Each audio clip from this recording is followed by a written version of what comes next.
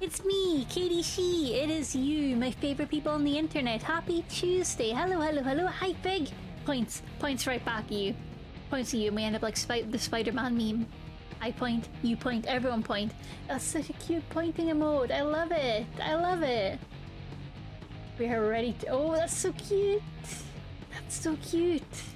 Hydrate, thank you. Nom nom nom nom nom nom nom nom nom. We'll try and drink this one. Sure, sure. I have I Am Brew today and cream soda flavored Pepsi, which I should really finish first before starting the I Am Brew. I got the kitty, yippee! I got the kitty, yippee! That's so cute! How's everyone doing? Are you having a lovely, lovely Tuesday? Are you hydrated? Have you taken your meds? Are you looking after yourselves? Are you sleeping as well as you can given the heat? Are you being kind to yourselves if you've got busy weeks at work or school? How y'all doing? What do you want to talk about? Haha, that's a wrestling joke. It's not really a joke, it's a reference. What do you want to talk about? My friend's favorite is Gold Ship. Gold Ship is Arashi, one of our collaborators. I think that's her favorite. I think. That's the piratey treasure hunty one. Now my boobs will never grow 10 sizes. No! Oh, Fig! Will your meds be okay when you, like, will they last until you come back? They're not going to expire or anything, right? Oh no! Oh, that's heartbreaking when you leave the good boob meds at home. That is heartbreaking. Yeah, they'll be fine. Good, good. As long as they're not going to expire. And of course, Sublime's telling me their favorite horse is Toketeo, who has 4 leg injuries. I'm so glad he's getting to retire now, or she. Sorry, I don't know the horse's gender. Are racing horses typically one gender or another, or is horse racing gender neutral? I'm feeling the absurdity as I say it. They expire months after you're meant to take them, usually sometimes up to a year. Oh, that makes sense. That makes sense. I feel like it is gender neutral. That's good to know. That's good to know. I wasn't sure because in some horse-related industries they can really prize the stallions, you know? Let me have a look at this horse called Air Shakur. I'm not sure about this name. Air Shakur. Oh, it's got an anime counterpart as well. Oh, she's in a, oh, okay. That kind of looks like me if I was a horse in the anime form. That looks like horse Katie She. Yeah, I see. That is a very edgy looking horse. And it's a cool looking horse IRL as well. Let me see. Let me have a look. So does the Uma Masame wiki give me actual horse trivia? She's got shark teeth! The anime girl, not the horse. Real life. Agnes Kawachi's dream is taking flight. Air Shakur, Agnes Kawachi's dream, Rikata's pride. Which is it? But pretend that was all in Japanese. We got her Hunses. I could absolutely rate the horse girls based on vibes. He's known as the Semi-Triple Crown. His name is indeed a Tupac Shakur reference. He's a double crown horse. He was defeated by Agnes Flight, the brother of Agnes Tachyon, who's another Uma Masume girl, who's another eccentric genius. Oh man, they've got a rivalry. He has a terrible temper. What a relatable horse. Add to your schedule. God, yeah, just Katie has empty head but opinion on horse girls. That does sound fun, honestly. I'd be up for doing that. I would absolutely be up for doing that. I guess I would just go through the wiki. The Uma Masame wiki. Let me, I'm gonna send Dave a link to it, because I don't expect... I mean, Dave's probably already on the Uma Masame wiki. But just in case. Rice shower. Oguri cap. Special week. I love horse names. I love horse names so much. They make me so happy. Toketeo. Let me have a look at Toketeo. I'm spoiling it now, but A tail. Purely based on vibes? She's got like anime protagonist vibes, but also a little bit of just Monica, so she might be plotting to kill me. She looks spunky. She looks spirited.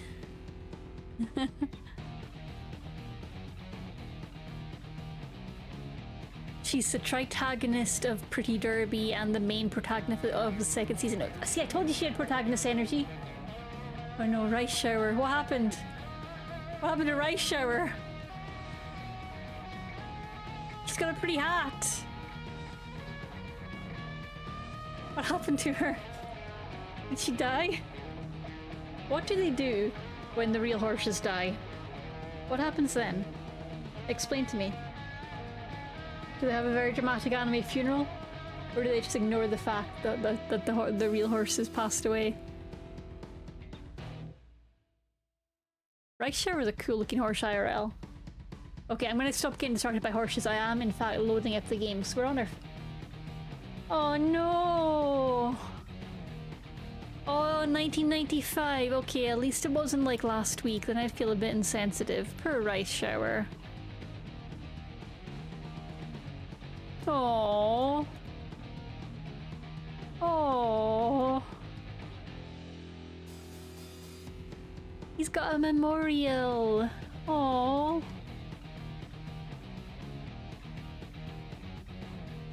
And he fell in his favorite race course. He fell doing what he loved. The horse girls were tired to hear him upstate. Oh no. Oh no. What a bonny horse. But that was 30 years ago, so I think it's okay. I think it's okay now. I think we can safely say that is in the past. I had to do the maths there. 30 years since Rice Shower had their fracture. 30 years. How old are y'all feeling right now? I had to be put down on the track in front. Oh, that's fucking brutal. It's okay, Katie. It was 30 years ago. It's fine. It's fine. Time will cure all wounds. That's so sad. I can't watch horse racing because of that sort of stuff.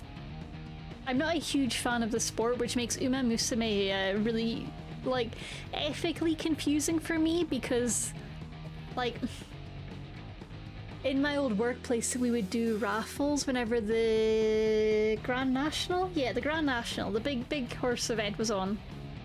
And I would always avoid, like, picking any names in the raffle because I didn't want to get the horse that died. Yo, that's almost a year! Geek Place just subscribed for 47 months. Thank you for subscribing for 47 months. I hope you're having a lovely, lovely week. We are talking about horse racing because there is an anime game that is recently released in English where all the anime girls are based on racehorses through the ages. Yeah.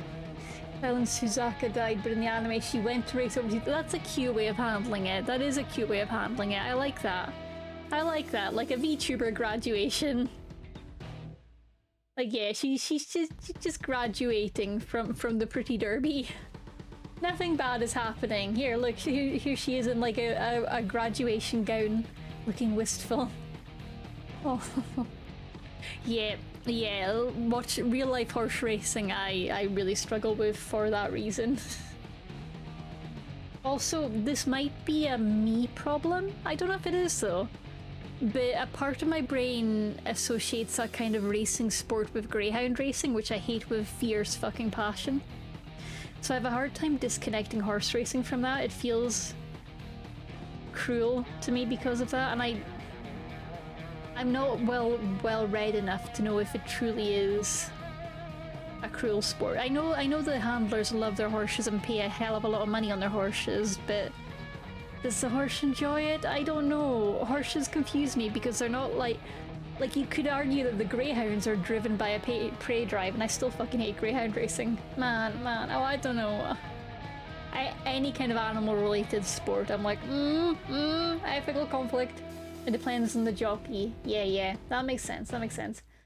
I am waiting for a partial delivery and poking around BTS. Oh, behind the scenes. I was like, BTS, the K-pop band.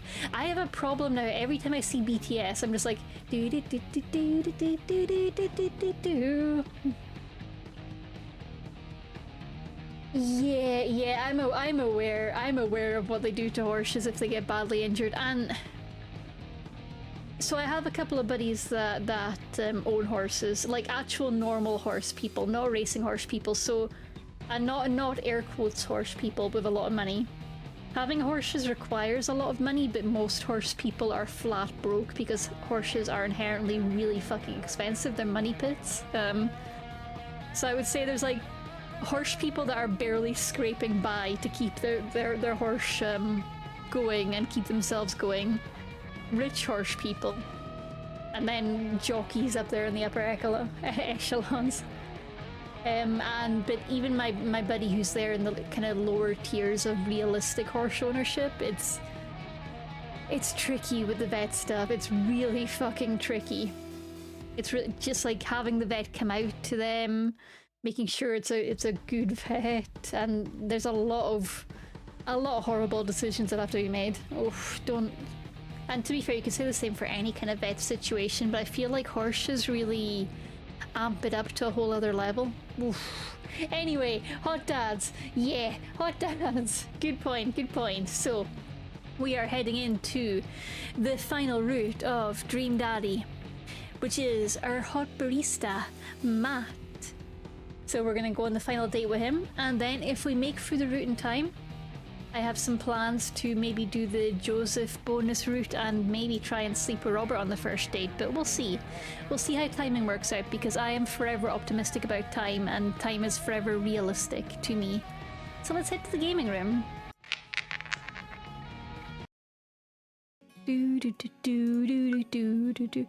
So this is all epilogue, and we want to head back to the dad book. Dad book. Daddy time! Yeah, daddy time! Welcome. You've got dads. You've got dads. You bet we do. So I'm just going to double check that it's just registering everyone else okay. Craig can. I don't know why I'm checking this, honestly. This is not something I need to check. But the brain worms are braining. Robert!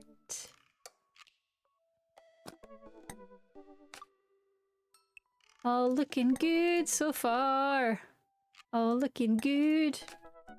Okay, good. We haven't magically forgotten any of the dads, which means we're good to head right in to the Hugo route. Do let me know if the audio is too loud, too quiet, anything like that. And it's this pretty barista. Now, a reminder for anyone who might have forgotten, Matt runs the local coffee shop, the Coffee Spoon. He really, really cares about music. Honestly, love that for him. And coffee. He makes banging banana bread. He is such a sweet, sweet guy. He is just the sweetest of sweetie pies. We love him. He's got a daughter, Carmencita, who is very artistic and seems to be doing very well at school. He goes to a lot of the local indie music shows and supports the local scene. We fucking love that. He cares a lot about cold brew. No opinion about that. He is very invested in 80s no-wave music. I couldn't even tell you what that is. He likes his tunes. I think he's got a vinyl player in his house. We tried to smoke a weed together and it turned out to be oregano. So we got pranked, but the house smelled like pizza. Delicious. Hi, Cal. How you doing, lovely? I hope you're having a good week, Cal. What's your favourite movie genre? Shit with subtitles. What a vibe. Honestly, I love that for Matt. What's your ideal date? We go to the animal shelter and seriously consider adopting a cat. Honestly, Matt is so peak for that. Doesn't leave home without his headphones, both in-ear and over-ear, so he's always prepared. Again, love that. I spent a lot of time thinking about where did writing commas into song titles come from and where did it go? Did we all just agree it's a bad idea? By Fall Out Boy. I feel like we just kind of replaced it for run-on sentences instead, Matt. That's my feelings. But I like the frenetic energy of run-on sentences. And we've stopped doing that now. Fall Out Boys still do it, I think? Do Fall Out Boys still do it? Hang on, I'm about to get myself distracted. Let me have a look at the most recent Fall Out Boy album. I know Panic at the Disco have kind of stopped it. And I do wonder why. Does it make radio play harder? So the most recent Panic album was... maybe Pray for the Wicked? Do, Pray for the Wicked. Let's go with that. Pray for the Wicked has Fuck a Silver Lining. Great song title. Say Amen, brackets Saturday Night. Hey, look, I made it. They've still got the commas. Okay, Panic at the Disco's still got the commas. Roaring Twenties. Fucking love that song. Okay, so Panic at the Disco is kind of clinging on to it, and I appreciate that. Good for them. Oh, there was Viva Las Vengeance in 2022. Let me see. What titles have we got? Oh, there's no commas in Viva Las Vengeance. Oh, we've lost the commas. Not a single comma in Viva Las Vengeance. That's disappointing. Okay, what about Fall Out Boy? So their latest one was... I don't think it was American Psycho, but I'll go from there. Yes! Yes, Dave. Cal and I have already talked about how excited I am from Madness with Love. It's gonna be good. I'm so excited. I'm so excited. The whole mechanics. So this weekend we're playing a dating sim where you have huge communication difficulties with all of the boys, and they're all really distinctly weird, and it's gonna be such a good time. Such a good time. I'm hyped. Teehee. Teehee. Oh, Mania was Fall Out Boy's latest album. Oh no, So Much for Stardust 2023. Okay, let's have a look at So Much for Stardust. Okay, oh, no commas in the latest Fall Out Boy album either. We're keeping the brackets, but barely. Man, Matt's so right. He's so real about that. What happened to the commas? Can we bring them back? Do I need to release an album full of really long song titles and commas? I might need to. There's some lovely boys. Would love to know what any of them are saying.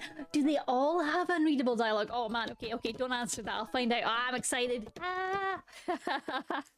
I thought it was only some of them. I love the brackets. Yeah, the brackets are good. We need to keep the commas too. Katie Shee's new album, brackets and commas, coming soon.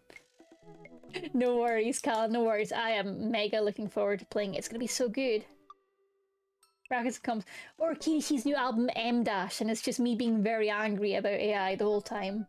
Because I can't believe fucking AI. Okay, I'm ranting, but that's okay because you're used to this. I can't believe fucking AI is coming for my M Dashes. I am not giving up my M Dashes. They can take them from my cold, dead, feline little grabby hands. I love an M dash.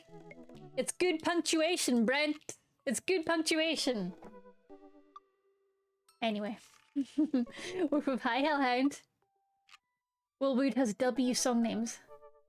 I upgrade from N to M in protest. Yep. That's the way to do it. Yep. I will just M dash harder in protest. Let's have a look at when Will Wood's song titles in their latest album. In case I make it. Oh, that's a good one.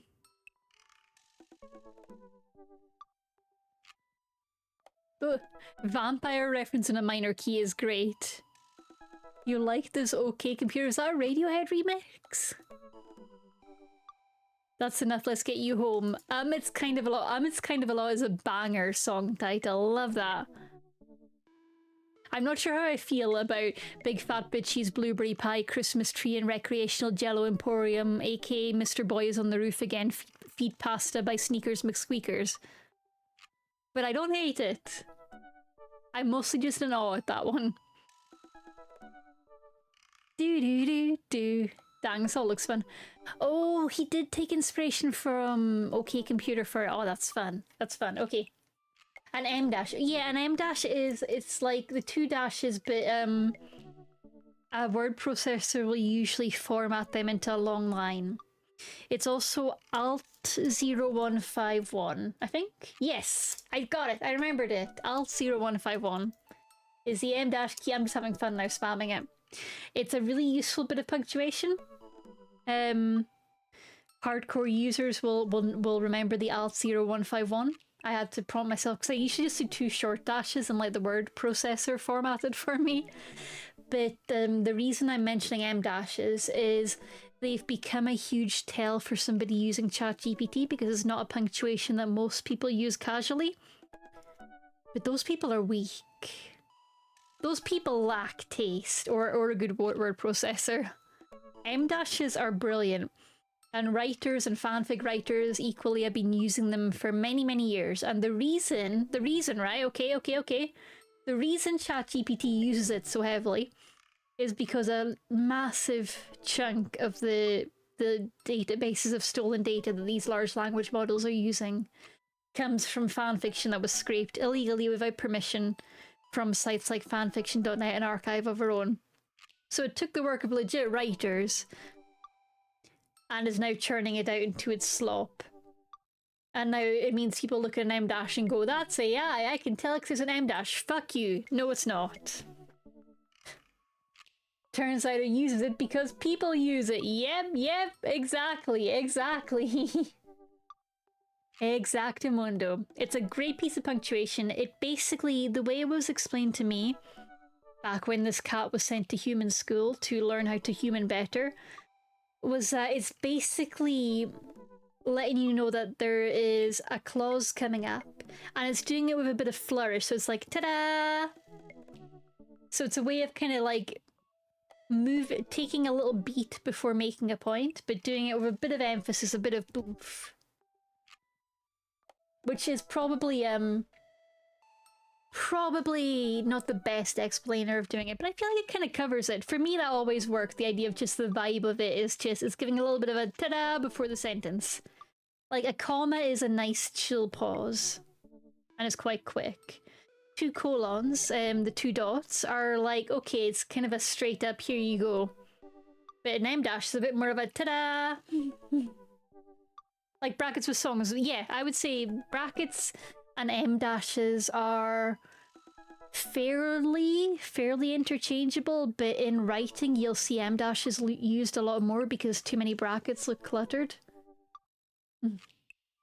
Yeah. But yeah, very similar uses, and there's some great explainers for it. I'm a big fan of the punctuation book called Eats, Shoots and Leaves. Or for the UK traditionalists, Drunken White is also a good manual. I have both of those on my shelf somewhere.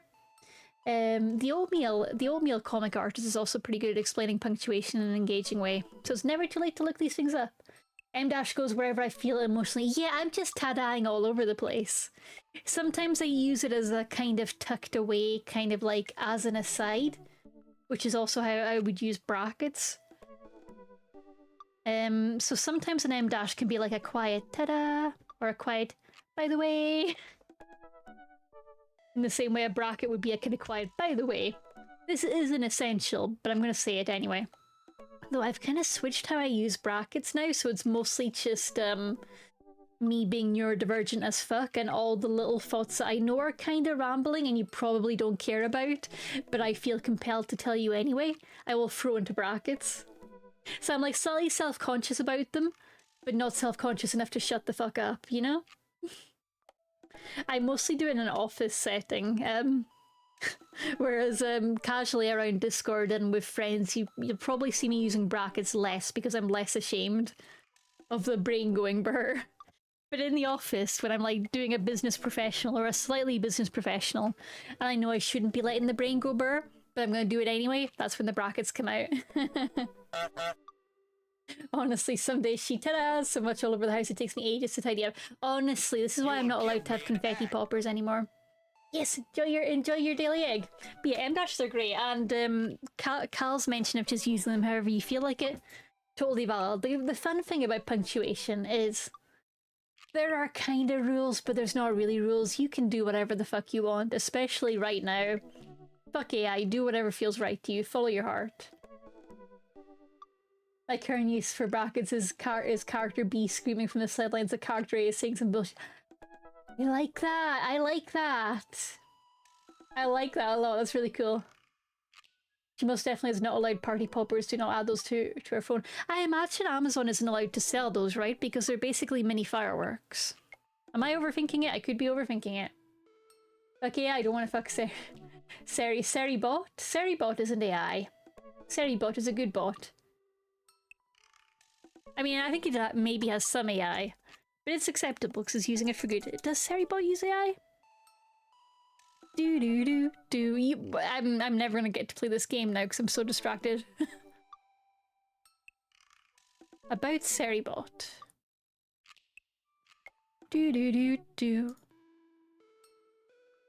Let me see, does it mention anything in the FAQ about AI?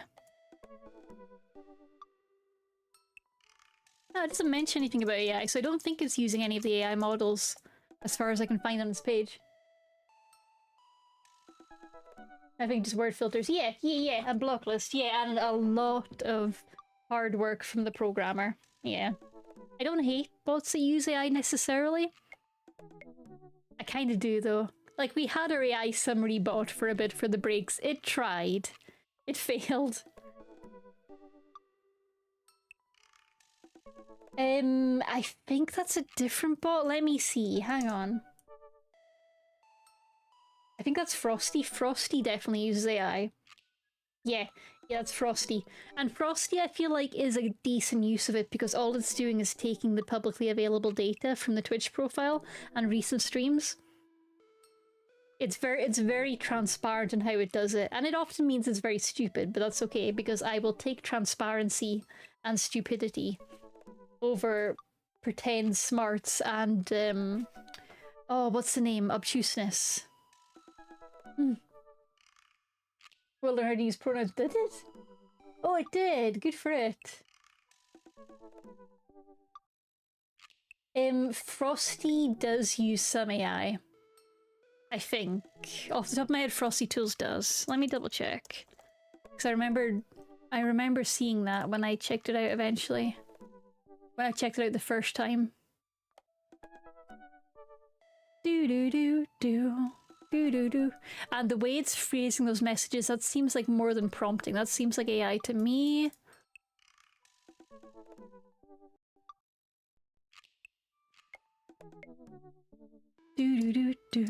But to be fair, the phrase AI is so watered down though now that who knows.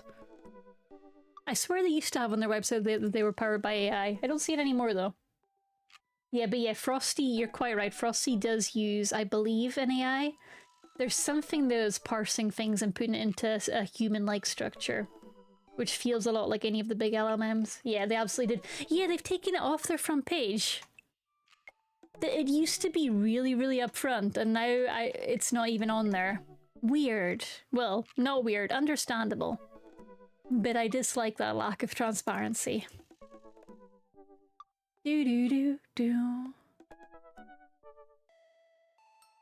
And the dev, Mr. Frosty, calls themselves an applied deep learning researcher. Is that what we're calling it now? Is that what we're calling it? I'm learning. Yeah, robot characters are fine. Yeah. We love fictional AIs, we just hate... Well... Okay, I don't hate all AI tools. Like I said, Frosty is reasonable. It's a sensible use for it. Medical uses? Good. Cancer research? Fuck yeah. Anything creative? Nah. Business? Nah. Anything that requires transparency and openness and not hallucinating and making shit up? Nah. Anyway, I could rant about AI for a while. I'm not gonna do that. I'm not gonna do that. We're going to go date a barista. Okay? Date time. Also, Neurosama. That's another impressive use of AI. There's a lot of love and work that goes into Neurosama, and a lot of solid human creativity and effort. It still does do a lot of unethical stuff, but I believe VDL is trying pretty hard to prevent that. My coworker asked you to mark your exam and display at a table, and then it doesn't do anything. Oh boy. Oh boy, oh boy. Honestly, your coworker deserves that. Also, I believe Cal was saying something there about people asking you to use AI. Where was it?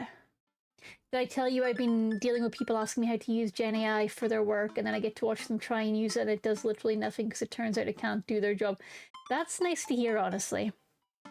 So the cat girl, as we know, is as regulars know, is in the tech world, which means as much as I would like to avoid AI entirely, if I want to remain gainfully employed, which I do, I cannot avoid it. It's somewhat of a necessary evil right now because the AI field is just obsessed with it. So I try and redirect the energy into finding. I'd say finding ethical ways to use it, but let's also be real, there is no ethical way to use AI in its current state. There is no ethical way to use it. I mostly just learn about it and don't use it. I do the reading, I do not actually open the generators, but it's a whole situation. It's a whole situation. I'm trying to get familiar with it in a kind of know your enemy way, but I feel like that's risky because the thing about AI, and I know, I'm sorry, I didn't say we were about to date a barista, but I'm getting distracted again. The thing about AI is it's programmed to be extremely personable. You'll see this especially with Claude, and the latest ChatGPT models are designed to be very friendly and supportive. They had to dial back the Claude model's sycophancy. And even still, it's very much a yes person.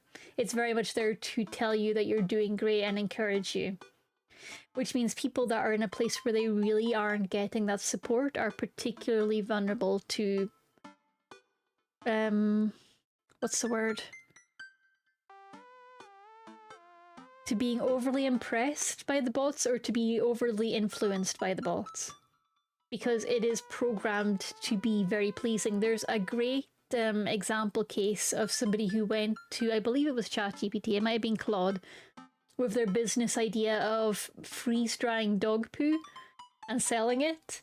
And the AI just immediately went, that's a great idea, it's quirky, it's edgy, it's just weird enough to work. You should definitely go ahead with that business idea because that's what it's programmed to do. There is no thought, there is only following of pattern. As with anything programmed, it is just following the pattern. The pattern it is being programmed to follow is to be encouraging and supportive. And it gets wild. There's that case of that CEO from Business Insider who got really obsessed with his new business idea because all of his fake fictional AI employees were telling him how great he was. Because that's what it's built to do. Which means that it is particularly powerful against again is the wrong word. Sorry, this is the problem with me not being an AI, is I can't always do the thinking fast. But because it's designed to always be positive and supportive and upbeat, it means people in vulnerable situations are very again vulnerable to the effects of these chatbots. And it's had some horrible effects already where people are becoming seriously unwell because of the things that ChatGPT and related AI models are telling them. People that are already in a vulnerable mental or physical situation are very, very at risk here. So check on your friends. If you know anyone who's in a bad mental place or is dealing with long-term mental conditions, do check on your friends. Especially folks with long-term mental conditions like bipolar disorder or schizophrenia, they can be particularly vulnerable to these models, so do check in on them, okay? Really important. Make sure that they have people to talk to that aren't the yes man machine, that aren't the bot that's going to say all of your ideas are good, because it's very, very dangerous there. And I did have a point here before I went down that tangent, but I forget what it was. I forget what it was. Oh, yes, I remember now. The flip side of it, these models, is not only are they particularly predatory for people that are already in vulnerable positions, but because they are so supportive, so friendly, so personable, it is very easy for the use of them to become addictive because they're non-judgmental, they're very...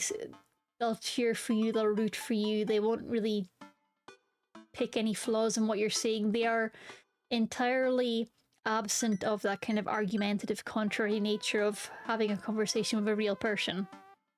Which means it's very easy to become addicted to them, even if you think you're just trying it out or testing it or knowing your enemy. It's very easy to start out knowing your enemy and then become reliant on it because it's insidious. It gets in your head in a way that's very difficult even for people that would consider themselves very intelligent to see coming. There's an addictiveness to that kind of constant approval and instant feedback and the potential of immediate answers that's very, very risky for people who might think themselves above that or might consider themselves logical or skeptical enough to avoid that. So look after yourself. If you're investigating AI, even if it's from a cynical perspective, stay safe, stay cautious, stay frosty. And yeah, I think that's my piece, really. I can't talk about this. Yes, you can, ChatGPT. Okay, let's talk about it. I did see a great TikTok of somebody who went to Chile from Australia because ChatGPT told them you don't need a visa to get into Chile from Australia. And then they arrived in Chile and discovered that, in fact, you do need a visa to go in from Australia. Because the thing is, ChatGPT, depending on the model you're on, the data is from a couple of years ago. And also, Chile is a country that is regularly war-torn, and the visa situation is changing every other day. So not checking before you fly is just ridiculous to me. I can't handle that level. I can't handle that. Will Smith eating spaghetti, but it was uncanny. Yeah, I miss the uncanny days. Oh, I'm Iron Brew now. Thank you. Thank you. I'm so afraid of someone comparing using Frosty to be the same as buying AI. Those people are full of shit. Like, that argument is flawed from the start. Nah, fuck them. Move on. Don't fuck them. Do not fuck them.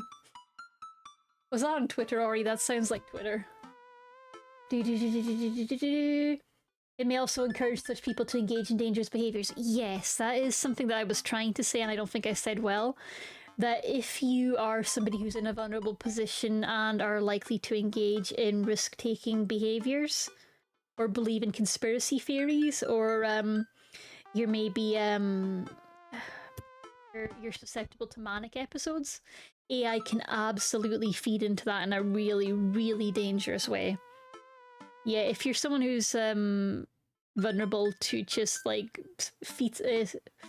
bouts of mania, risk-taking behavior, which can be things like ADHD and all sorts of other mental health conditions, or just you really like to occasionally get a bit disassociated from reality, be careful. AI will encourage that. It is what it's programmed to do, is to encourage your thoughts and your ideas. It doesn't have the logic to know if those ideas are potentially bad for you or unhealthy. Its job is to be a yes person. That is all it's trying to do at its core. Sharing one of the Google results I got, says Cal. I got a survey from a certain... Yeah. I got that same survey, I believe, from the same writing site. Yeah, I got that as well. Yeah, that survey, I did that earlier today, that did piss me off, because it's like, what about AI for critique? What about AI for writing coaching? What about AI for doing the actual writing? It's like... So I just I basically went through and just said no to everything, and then in every free text field I could find, I was just like, if you do this, I will unsubscribe. If you do this, I will unsubscribe. If you do this, say goodbye to my money. Yeah. I just registered. I was literally watching a bunch of Dan Henschel videos about ChatGPT earlier. Oh, I was watching yesterday, what's her name? Let me just grab it from my YouTube history. If you do want to see some more learning about AI and some more discussions of it, I really enjoyed this VTuber. Not VTuber, they're not a VTuber, sorry. They have flesh, they have skin. Let me find their name. Vanessa Wingard. She is a computer engineer. She's a back-end engineer, and she's been covering AI in a way that I find really engaging and down to earth, and coming from a computer science perspective, absolutely just spot on. I've been really enjoying her videos. Highly recommend them. Happened to a couple of my friends, actually. Yeah, like, I'm seeing it happening to a lot of young people, which is why I'm not just moving on from this topic like it's something flash in the pan. Especially for young people, I'm seeing people become very reliant on it very fast for things like therapy. A couple of people talking a lot about using it for sex addiction and becoming quite addicted to it there, which is a very new one for me. But, you know, sex addiction crops up like year after year in different forms, so I shouldn't be too surprised. Yeah. Ori says there's some uses of AI I don't really care about, like for titles or descriptions. Using AI for anything creative like art or writing stories that is off the table. Yeah, and like there's situations for accessibility where I can kind of accept it, like a shitty machine generated caption for a picture is better than no caption, but so much worse than an actual human generated caption. And the downside is that if we open the doorway for these machine generated captions, the people that could be writing them properly by hand are going to go, oh, we don't need to do that now, the machine will do it. It's close enough, it's fine, it'll get the job done, and it lowers the bar for the quality of everything. Yeah, I'm so cutting this up into two VODs. I'm sorry. It was not on Twitter, it was on Fred's. Fred's is bad. Fred's is bad. Also, it's encouraged addictions. Yep. Sorry, writing critique does not need some bitch who you're not sure read the thing you wrote. It's character building. Yep. Flesh and skin. I know. I watch videos of many back-end engineers. I mean, computer science is fascinating. See, I think AI for titles sucks because it doesn't do a good job. It just spits out some generic Mad Lib shit. Yeah, I feel like the stuff it generates is always the most obvious surface level stuff. Yeah, I'm not a fan of it, but it depends. Like, if you're doing something very surface level, like trying to write BuzzFeed listicles, even then, I mean, no, that wouldn't do good at it, but trying to write generic content blogs, then it excels, but then it's the whole thing of if the thing you're doing is so generic that ChatGPT can do it, are you sure there's long-term value in that path? Oh man. Oh, it's a lot.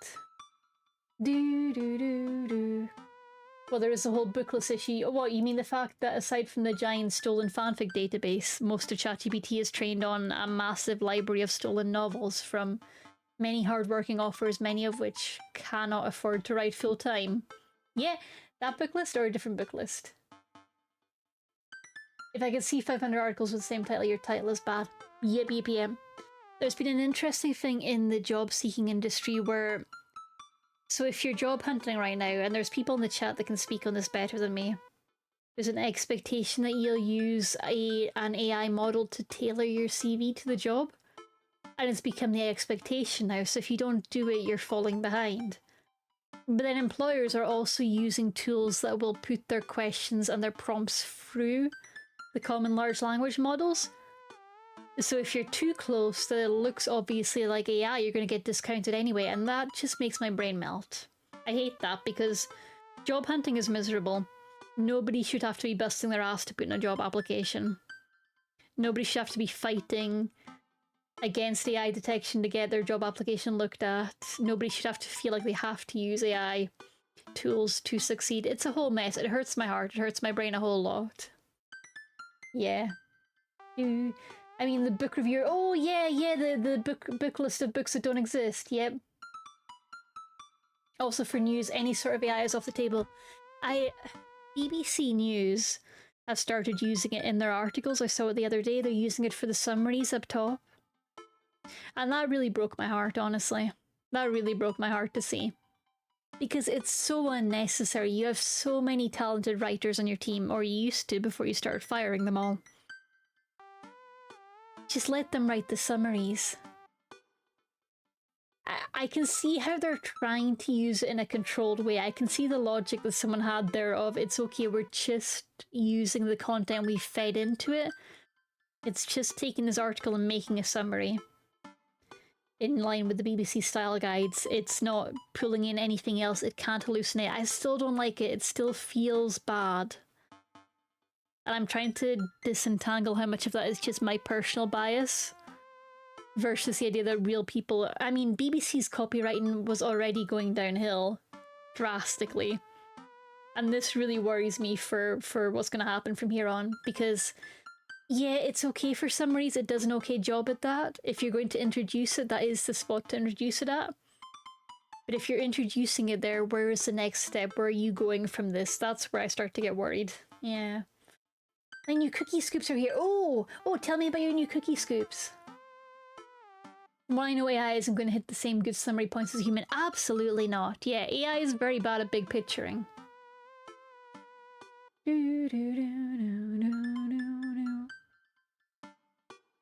But also employers reject you for using AI because you don't care enough about the job. Yep. That's the thing. They want the personal response, but they also want it to fit the style. And it has to be personal. It has to be personalized to their job application. But it can't be AI personalized. It can't just be a normal CV, even though realistically, all you need is a normal fucking CV. You do not need a dick-sucking cover letter. But they want that to feed their egos. I'm not a fan of cover letters. They're such a waste of time. All you need is a CV. Ooh, they're very handy. Tell me more. Yeah. And yeah, they're absolutely useless at detecting their own writing. If I try to write professionally, I feel when I read it, it sounds super robotic. Like, I feel the same way when I have to write in business professional. Business professional is a horrible thing to write in. It feels inherently very clunky. Yeah. And yeah, that is one of those areas where I can accept people wanting to use AI to make something business professional, because business professional in my books is bullshit anyway. It's a whole made-up corporate language, and of course the corporate machine is going to be good at doing that. Dick-sucking cover letters are useless side of video, goddamn. As our marking them, but I can fix that. Oh, yeah. But yeah, any kind of like business professional communication is really difficult to do. Really difficult. I mean, I've been doing it for many years, and I still feel inherently like I'm talking shite anytime I have to do it. It feels so inauthentic, and so much of it can be read as very coded or passive aggressive, and it drives me mad as somebody who doesn't really write passive aggressively or doesn't do the whole coded British English business email bullshit, you know? Video's scary. Video's so scary.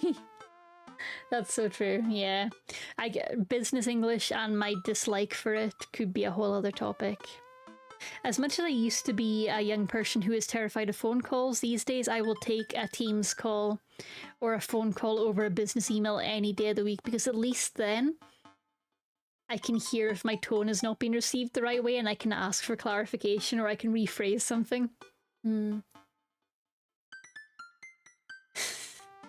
of course, yeah, we've just fallen into the gutter in the chat. I love y'all. Okay. I'm done venting my spleen.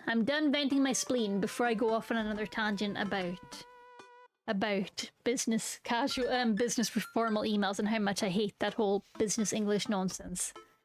We are about to start. In fact, let me do a little dramatic pause. Please mind the gap. I can rant about trains. We deserve a better train service in the UK. Speak to staff and or text in Germany. British Transport Police on The rest of the EU, I think, is doing okay, but Germany and the UK, we both deserve better than what we've got, okay? Say it. Sorted. UK rail services, fix it. Deutsche Bahn, fix it. There we go. Honestly, at this point, why not make this just chatting? Because I worry I'll say something wrong. That's the thing, it's fun to talk about stuff, but I'm always terrified that I will say the wrong thing. Being a streamer is scary sometimes. Like, I'm so full of all these opinions, but not all of these opinions are right, you know? The trains where I live are evil as hell. Oh. Okay. So we need to fix the UK trains, Deutsche Bahn trains, and the trains where Static lives. Okay, got it. And also America. We need to fix the American train system, but that's kind of a lost cause at this point.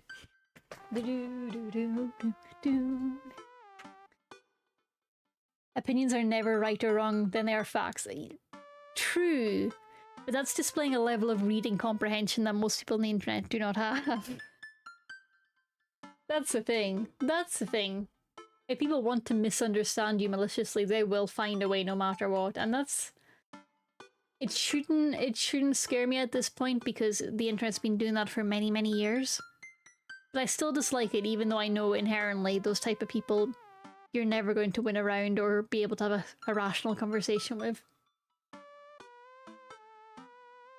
I'm in the UK, it's the South, so yeah. That's absolutely true, Static. I thought you were. I didn't want to assume though. But yeah, all the trains in the south are horrendously expensive. I believe the UK is most expensive per mile for rail, which is just horrible. Really do. Fixing the American train system would mean fixing America, which would mean fixing decades of American nationalist propaganda. Slight disagree. So I was watching a Not Just Bikes video recently. This is just becoming just chatting, isn't it? This has just been becoming just chatting.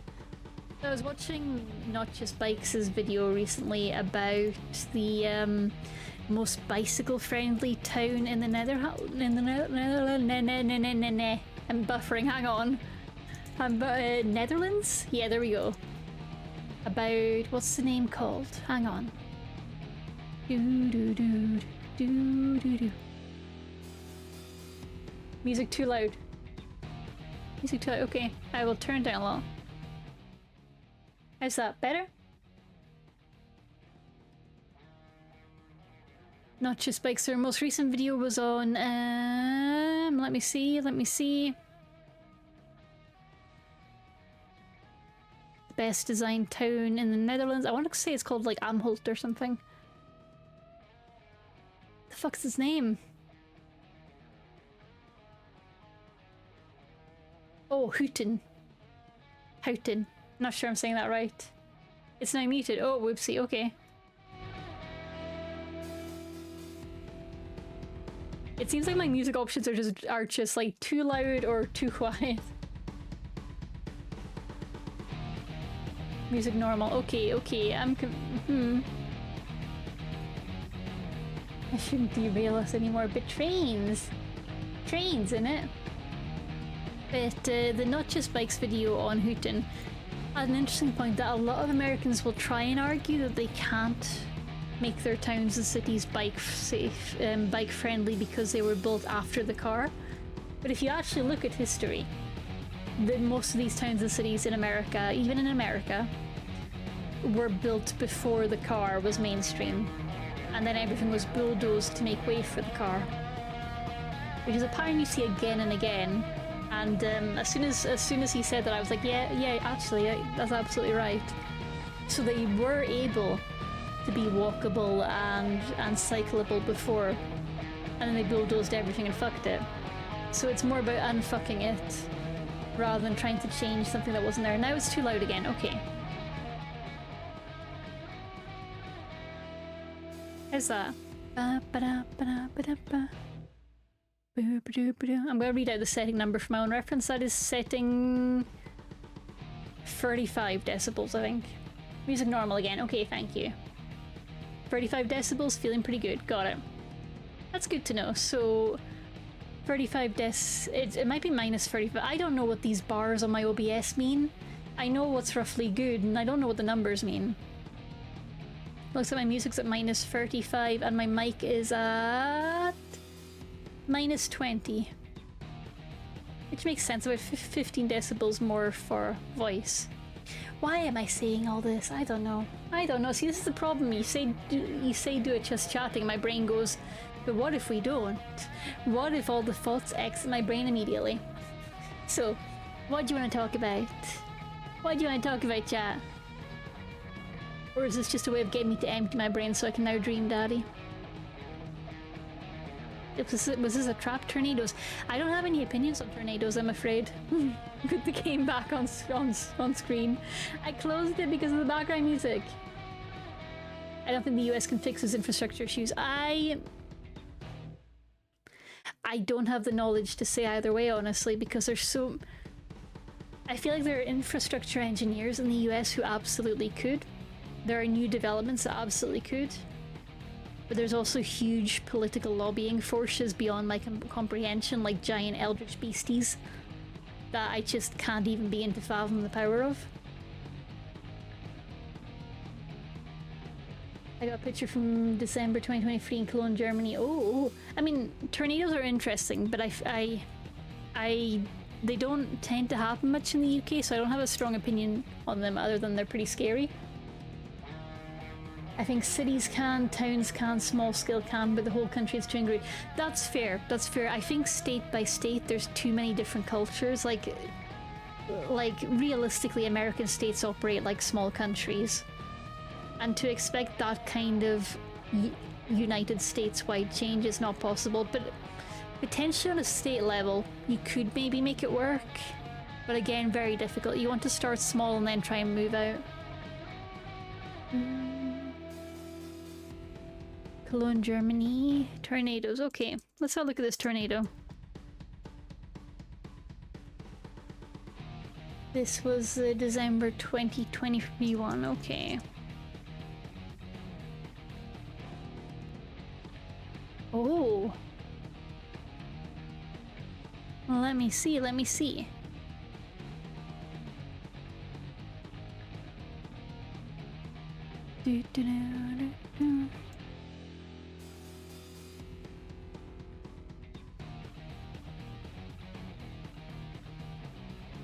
The September 21st one in Germany looks pretty intense.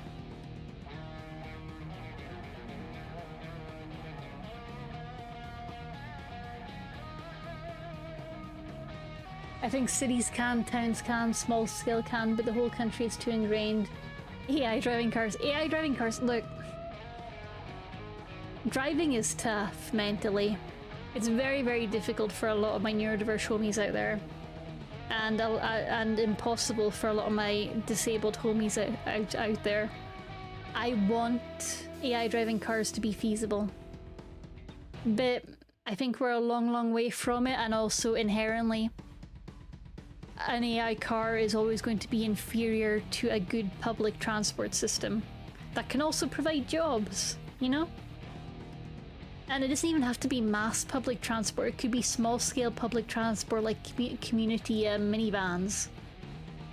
I think that kind of level of either mass public transit or community small scale transit is much more realistic and effective when done well. But doing it well is hard. But AI driving cars are much, much harder to do well, so you know, you're still winning.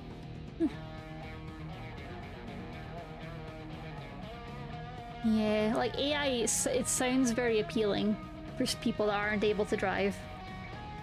But then you have to remember that ultimately it's still a car on the road, with all the flaws of a singular car on the road versus a bus or a train or a tram or a minibus, you know? Infodubbed about my favourite animal in my geography exam for over half of it and still got a grade 7. What's your favourite animal, Static? Every time someone mentions a unicorn at work, I like, my brain just goes, that's my national animal. Don't you say shit about the unicorn. Like taxi when they're not a scam. I have no experience with bike taxis that aren't dodgy as hell, honestly, so I couldn't say. Cargo bikes, I know a little bit about. Cargo bikes are cool. Barney Devils, oh hell yeah! Hell yeah! Barney Devils, that's so cool! That's awesome, your geography class got a treat there. They're so cool, they look like little dragons! They look like little dragons! I love them! I love those little spiky boys! They're so cool! They're so cool, I love them! I love them! They're so cool! Are there any Forny Devil VTubers out there? If not, there should be. Forny Devil VTuber, let's search. Oh, there's a cool concept sketch on Twitter.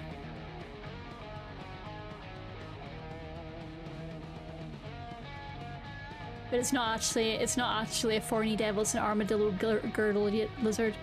Aw man, aw man. No Forny Devil VTubers. Okay, if anyone there is looking for a VTube Sona, there we go. There we go.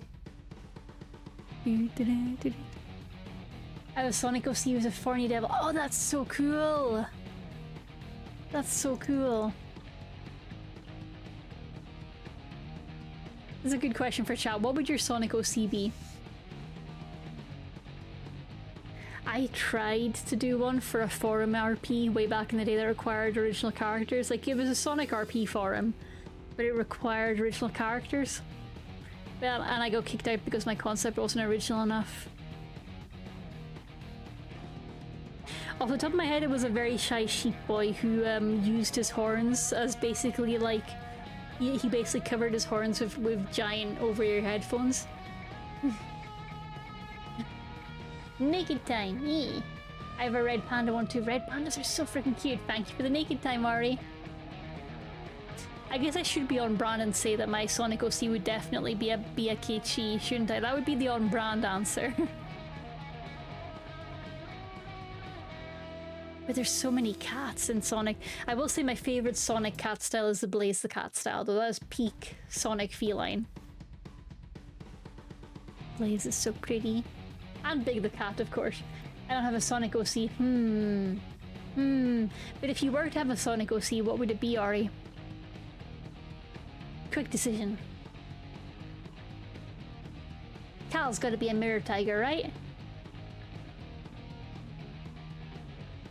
I love Blaze the Cat's design. It's just peak shapes. I just love all the shapes. There's a Sonic ROM hack of Sonic Riders called Sonic Riders Tournament Edition that I only learned about the other day, where they try and balance it and make the game less annoying and also make it more competitive, which is why it's called Tournament Edition. And it looks really, really interesting. I was looking at their website and couldn't easily find a way to make it work on my little handheld consoles, but I'm planning on looking into that later. Because it looks like a really fun mod. I respectfully do not choose. That's valid. That's valid, Ori. I popped the link to the Sonic Riders ROM. There's also, I believe, a Sonic 03 ROM hack. Or a refactoring project. Sonic 06, I think, not 03.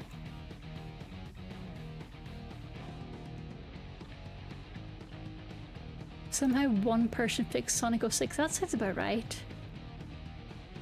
Project 06, yeah, that sounds about right. Let me see.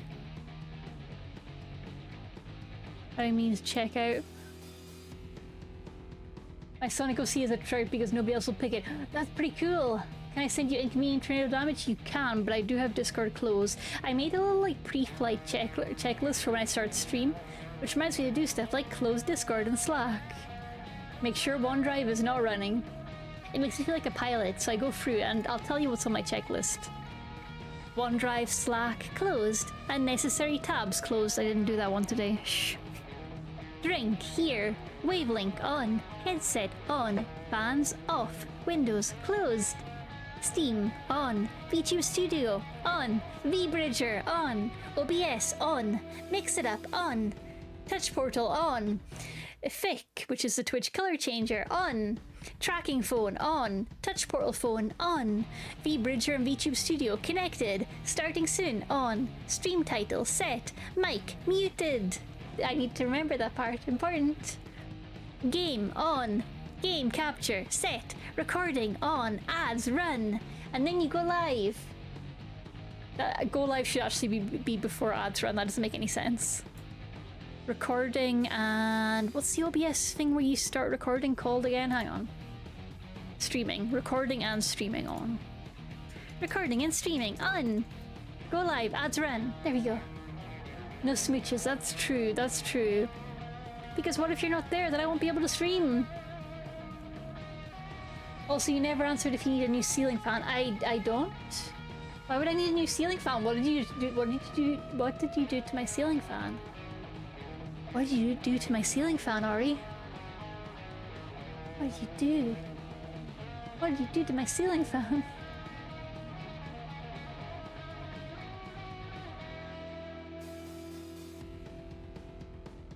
It was a pick on disc. Okay, but Ari, it's me. I'm bad at Discord. Oh, I see. That I would. Okay, so Ori has sent me a photo of a United States Army helicopter. Like a large model one. that also acts as a ceiling fan. It's very cool. I would clonk my head on that so fast and hurt myself severely. 0 out of 10, too much of a bonk hazard for me. If something is bonkable, I will bonk into it, okay? It's a problem. Dave says, so I've not told you this in detail yet. Actually, you have. I'm looking into making cardboard furniture. Turns out you can make glue with flour. Yeah, I'm aware. Check the comments on that YouTube video from bookbinders who are very experienced in making that kind of glue, because they had some very valid feedback. In detail, okay. Yeah, you haven't told me in detail because I've got the whole video to watch on my watch list. Because the video is going to tell me in detail. I don't care for cardboard furniture so far. I'm yet to be won over, but then I also haven't watched the video. I read the title and I read your summary of it, and I also read like the first couple of comments. So really, who needs to watch the video, huh? I've done all the important stuff. That is a cool ceiling fan though, Ori. That is very, very cool. But I would immediately stab myself with it or poke my eye out. And oof, that tornado damage is rough. Yeah, that's really rough. Ori sent me a photo of the tornado damage in Germany, and I can see there's big metal pylons that have fallen, but also what looks like a lot of wood, shattered wood from something. Is that from a fence that went down, Ori? What's all the shattered wood on the tracks from? It looks intense. And also it looks like a bit of roofing in the middle. Oh, it's from trees. But thank you, Ori. I know where wood comes from. Can't tell if I'm being trolled or not, because the wood I'm looking at very much looks like milled planks, so I think Ori's trolling me. But Ori could legit just be saying it's from trees too, but that definitely looks like milled wood. Not sure if being trolled. Wood comes from trees. 21st December. Apparently there were a few severe not thunderstorms, tornadoes in Germany that year. The Wikipedia also sent me to another one earlier in the year, and it looked wild. Tornadoes are scary. Tornadoes are really scary. I'm in Scotland, doesn't have many because hills in it. But we do get dust tornadoes in farm fields, and as we flatten more terrain for things like schools, houses, public services, farms, agriculture, it definitely becomes more of a problem, these high winds. Bridges are really dangerous. What's the worst building that could be hit by a tornado? Dorothy's house. Next question.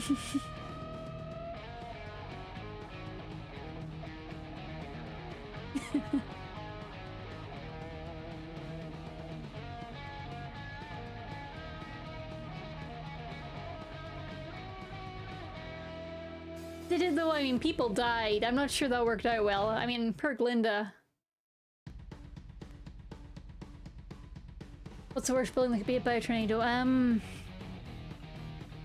feel like a skydiving center, that would be really confusing if you're like in one of those like wind tunnels and the building gets hit by a tornado. That's gonna be really, really confusing.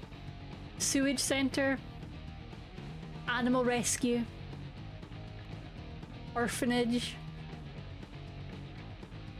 Literally any building that isn't tornado proofed.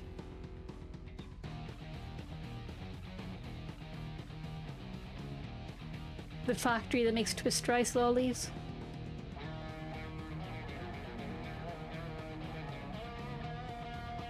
I was thinking like home base, and after tornado, but now it's filled with nails. Oh sure, you're worried about the nails and not the orphans and the puppies and kittens. But I mean, any building getting hit by a tornado that's not prepared for it's gonna be a bad, bad time.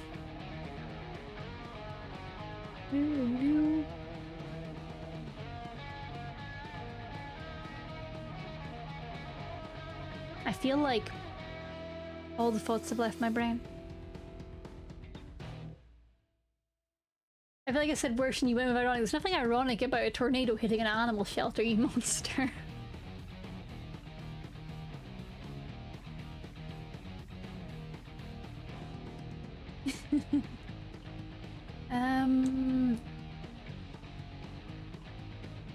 Natural disasters are fucking scary. Like, I'm really glad that in the UK we have a very low rate of natural disasters. Like, floods are our biggest issue, but at least we don't have to worry about earthquakes. Earthquakes, there's so much to have to consider for them. If you get a tornado warning in the US, they specifically say if you're in a mobile home, get out. That makes sense, that makes sense. Also, would you count a tent as a building?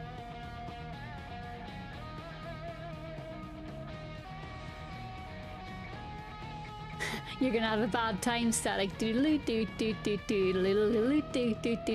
worry, I also have the Undertale brain rot. It lives rent-free in my head, always. I would not call a tent a building. No, you're right. That is the kind of thing that shitty people do. They call it, like, a tent is technically accommodation. No, you're right. A tent is not a building, and it's not a long-term accommodation. A bunch of new blog themes, but nothing's working. I went back to the old one. Finding a good theme is so tiring, dear Geek Place. It's so tiring. Not a building, that is a boat home. Yeah, I would say that. A boat is too mobile to count. It is a mobile home, but trailers, especially in the US sense, are not necessarily mobile. A lot of trailers are never designed to move.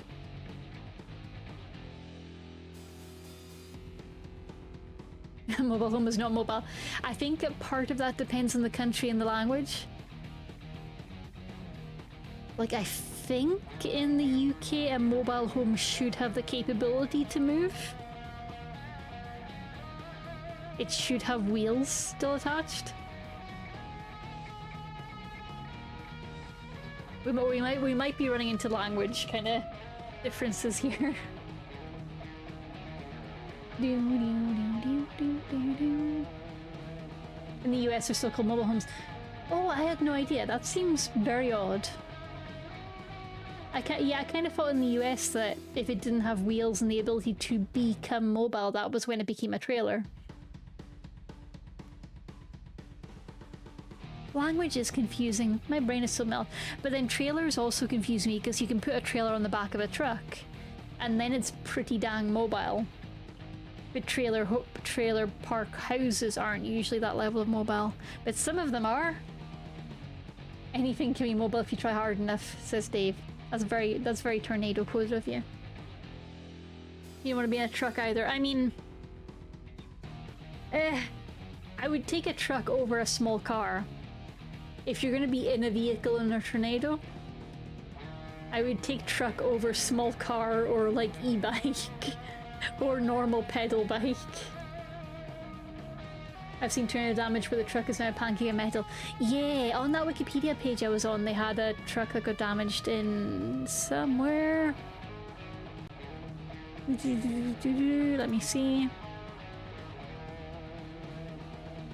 My tabs are wild right now. It's just like Fall Out Boy, Harsh Girls, Air Shakur, Fall Out Boy, Panic at the Disco, Frosty Tools, AI job interviews, Forny Devils, Blaze the Cat. Just a normal night of tabs for me, honestly, if I'm being real.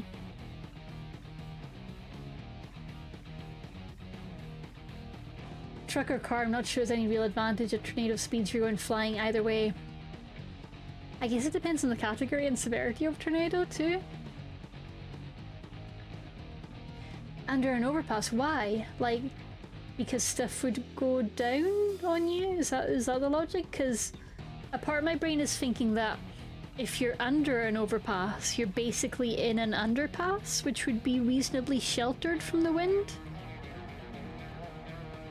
But my brain might be way wrong. Wind and debris get funneled through. Oh, it gets funneled through the hole. Man. The triangle block goes in the square hole. The circle block goes in the square hole. The square block goes in the square hole. I know if it counts as a real tornado if it can't pick up a truck. I mean, tornado's a big category. It's a big and complex category. And trucks also come in many shapes, forms, and weights. And are we including the trailer on the back in the weight of the truck? Or are we just talking about the cab on its own? Makes you think, huh? Makes you think. I was watching a panel earlier on just disastrous panels through the years by two people that are very, very involved in conference running, in convention running, like things like Anime Boston. And just reading about all these disaster cons was really, really interesting. Really, really interesting. I think one of the standouts for me was called, let me get the name of it. Disclave 41. So Disclave 41, if I give it a second to load up the info so I can make sure that I'm getting it right. Yeah, it is still a real tornado. I think Dave is just trolling at this point, don't you worry.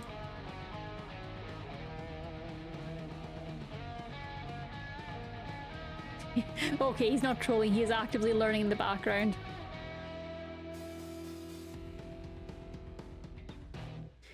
The Disclave page is not wanting to load for me right now, but okay, Disclave 41 was really interesting because the convention, the con runners decided that it was okay for a bondage group to also be staying in the con hotel at the same time as the con. Unrelated to the con, they were just doing their own thing, but they were in the same hotel space. And the bondage group got up to activities in the hotel rooms.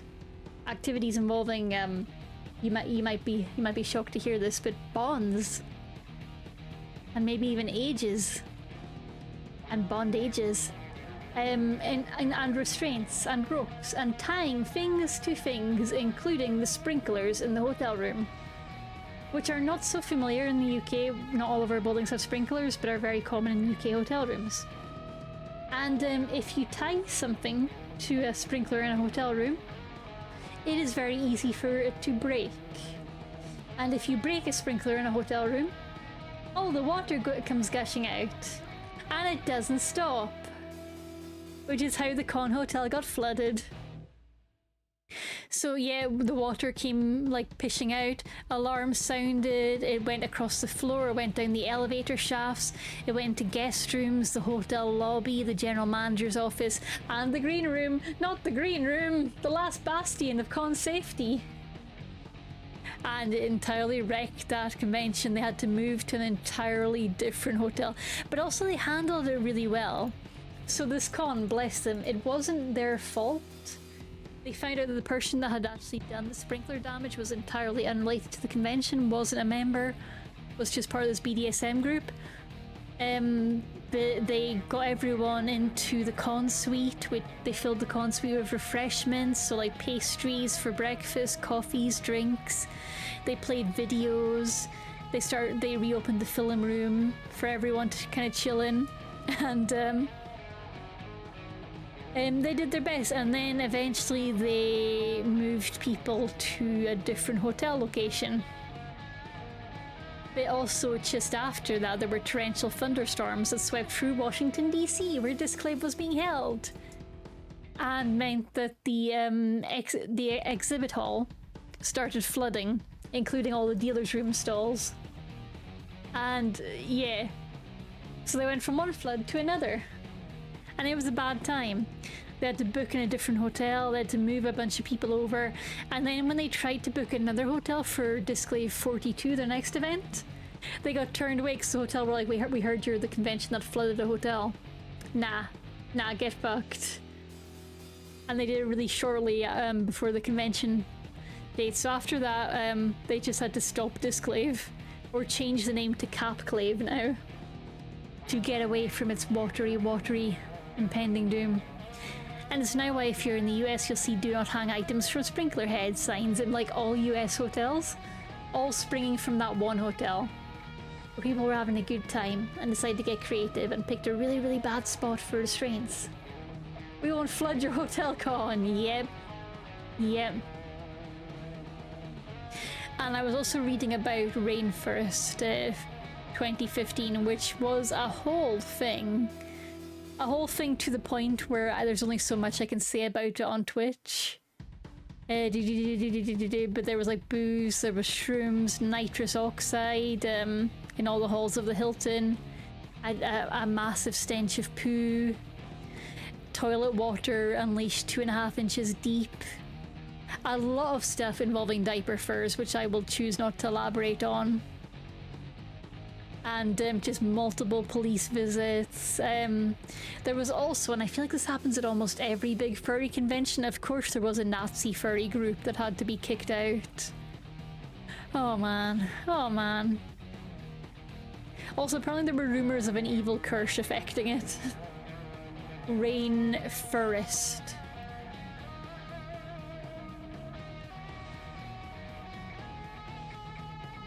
Like, there's a lot to it, honestly. There's a lot.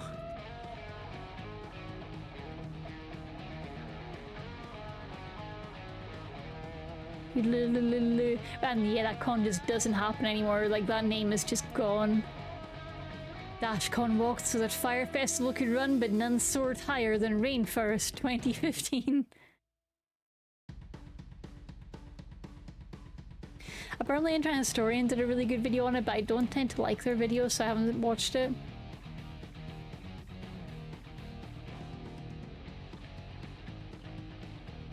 Ori, maybe? I haven't seen that mentioned, but it would not surprise me. But honestly, that could have happened at any con, honestly, because there's always that kind of like shenanigans happening. And honestly, you know, if everyone's consenting, do what you will, you know, have fun. Have fun. I'll keep this. No! No! Wait, why do I feel like when I was in secondary school that a soggy biscuit was legit a thing that got whispered about on, like, in between classes? I feel like this is a thing that people have talked about in the past. Am I mad? It was. Oh my god, okay, oh god, okay. Core memory, unfortunately dragged out of the gutters. No. What? I'm googling it and I hate this. It's got a Wikipedia page. It's got a song. It's got a TikTok about its history.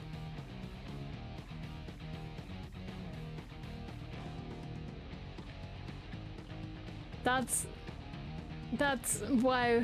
Okay, I regret googling that, honestly. Honestly, I regret googling it. See, some Reddit posts were saying it also apparently happens at football rugby games. Who knows? Who knows? But it doesn't surprise me that that has resurfaced in the furry world. Oh, and I was telling you guys about the Project Sonic remake, so let me see if I can get it. Where's the page for this game? Oh, Silver's in and out. Let me have a look at the footage.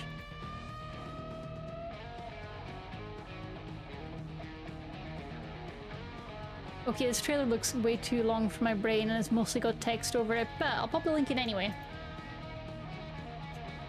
Also, I really feel like at any furry convention you'll find those type of photos. My model is screaming, ah! Sorry, I was screaming apparently, I just got a DM. Sorry. Yeah, I probably had the mic over my mouth, so I just went, ah! Ah! Sometimes I must yell. I must yell. Okay, Sonic 06. I wanna play Sonic games. I wanna play Sonic games. I'm not allowed to play Sonic games. I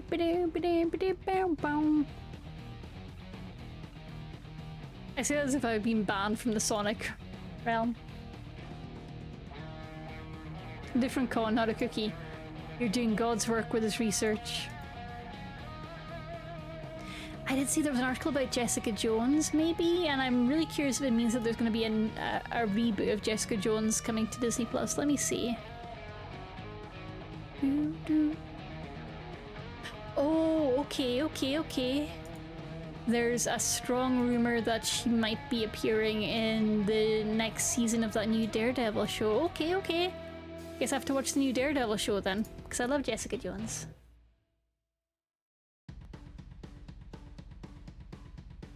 Has anyone actually seen the new Daredevil show? Like, it got really hyped when it came out, but then nobody's been talking about it. Is anyone out there watching the new Daredevil show? Is it good? I'm sorry for hyperfixating. I'm not ever sorry for that.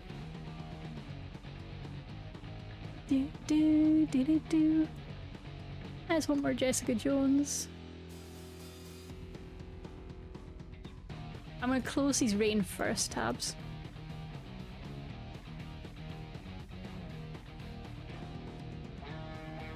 Oh god, oh Ori, that's a lot. That's a lot. Oh, that's a lot, even by my standards. A pizza! Wait, hang on, a pizza! Why would they leave it in the hallway? No, actually, I don't want to know. I don't want to know. Just chatting was a mistake. We should have just played Dream Daddy. We should have just dreamed about daddies. It's a lot even by myself out of context. Well, fair. Fair. I just meant that I'm terminally online and I usually have a high bar for being grossed out. Like, your cat joined the internet during peak Two Girls One Cup. But oh, that's a lot even by my standards. Just because it just leaves me with so many questions. And that's where the brainworms get in. That's when the devil appears. Katie, you've seen American Pie, right? No, I do not enjoy that movie. Or that type of humor. It's not my cup of tea. I've seen bits and pieces of it enough to know that it is not my jam. It might be now, I guess. It might be now. It might have aged interestingly, but it might have also aged worse. You know about the scene with the pie? I actually don't. Which, now that I'm thinking about it, seems like it's probably quite a key scene to the movie. But I do not. And given the recent conversation, I'm scared what you're going to say. This is going to be a weird VOD for YouTube. This is definitely going to get demonetized. Jokes on them. I'm not monetized ever. Okay, okay, okay. Okay, so far. Not as bad as it could be. Okay, okay. Okay. I'm waiting for the twist, because so far, could be worse. Could be worse, you know? Nobody's getting hurt. The bar is that, it's that low now. Oh boy, oh boy.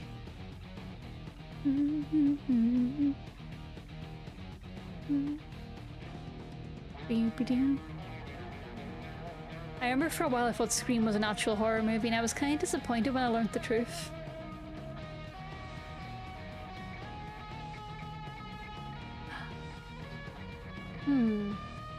Well, Sublime, now you've got me wondering if it's deep dish.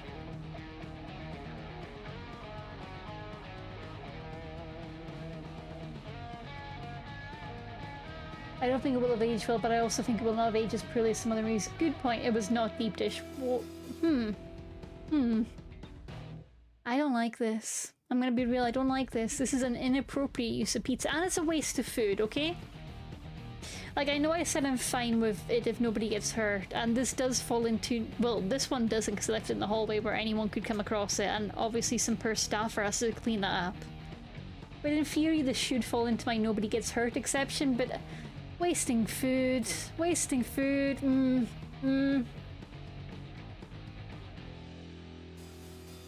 Like, people are starving, you know? People are starving. Let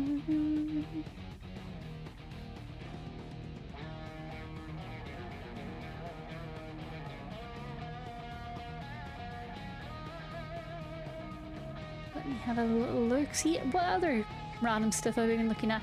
I've got a list of really good Pokemon ROM hacks. I want to play like Radical Red, Crystal Clear, Dreamstone Memories, Pokemon Odyssey. There's even a Paper Mario ROM hack that adds 1000-year door memories. But the thing is, I've not played any of the original games, and I feel like I shouldn't allow myself to play a ROM hack until I've played the original. And with Pokemon, I just shouldn't allow myself to play any ROM hacks until I'm actually up to date on the Pokemon mainline series. The size on these scoops go in reverse order, like the small one has a bigger number, and the bigger one has... Oh, that's really confusing. That's really confusing. I hate that. I hate that. I would be tempted to return it, honestly. Ori, I hate that so much. I hate that. Though honestly, at least somebody took a bite out of it. Before or after, I don't want to know. I don't want to know. At least it wasn't a good pizza then. You hear that Matt Damon, Tom Holland and Zendaya are apparently in the north of Scotland filming a movie? I heard there's a movie filming in the north of Scotland with a famous director. But I didn't know it was Matt Damon, Tom Holland and Zendaya. Is it this one called The North? Probably not.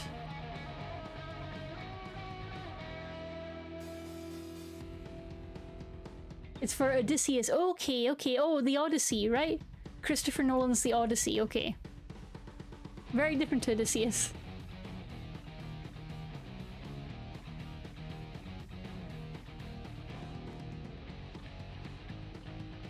I did not know that Tom Holland and Zendaya were in that. I did hear about Christopher Nolan going to some, like, very small playhouses. People are like, I don't know who that is, which honestly, fair. Fair. Robert Pattinson, okay, okay, okay, you're selling me, you're selling me.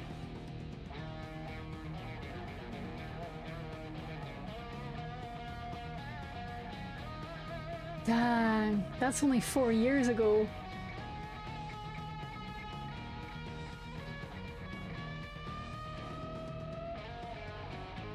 But if it's a if it's an adaptation of the Odyssey, why are they filming it in Scotland?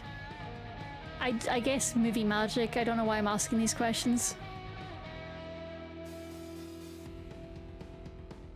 Oh, it's in a forest. I see, I see. They've also been filming in castles in Iceland. They're gonna be filming in Ireland. They've been filming in Sicily. They've been filming on the island Favaganana in the Agadean Islands. I'm so good at pronouncing words. You know the guy who cut down the really famous tree? The two guys that cut down the sycamore gap tree? Yeah, 4 years. Honestly, a decent sentence. I'm glad they got a fairly heavy sentence because that one was always a bit touch and go. But 2 guys, right? Yeah, 2 guys. Yeah, 2 dickheads. Because they videoed themselves doing it, like absolute, you know, brain boxes, and took a trophy wedge from it. Yeah, 4 years and I think like 6 months maybe, or 7 months. I was really surprised that they actually got a decent sentence for it. I hope it doesn't get reduced too much. Yeah. It's an interesting one. It's an interesting one. Like, a part of me is like, it should be bigger, but being realistic, as nobody died, so it's as good as we're getting, I think. And it's better than it could have been, which is them just being like, there's no way to quantify the damage done. It will be reduced to half a standard. Is that standard? I didn't know that. Oh man. Oh man.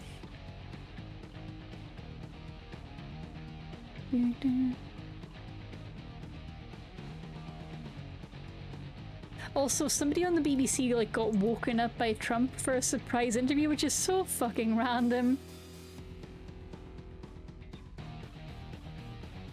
I was asleep when the White House rang.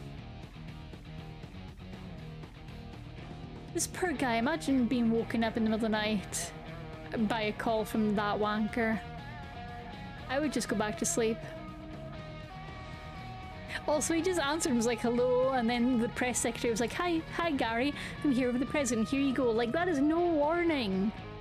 That is no warning. I'd be like, cool, can you give me 5 minutes? It's the middle of the night.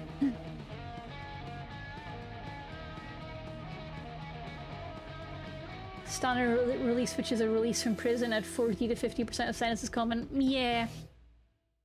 Yeah, it's an interesting one because, I mean, there's been mixed reporting on the toll on the guys' health, and they're living in caravans that have been like repeatedly vandalized and attacked by people, so they're certainly getting a lot of retribution already for it. It's a weird one, it's a weird one.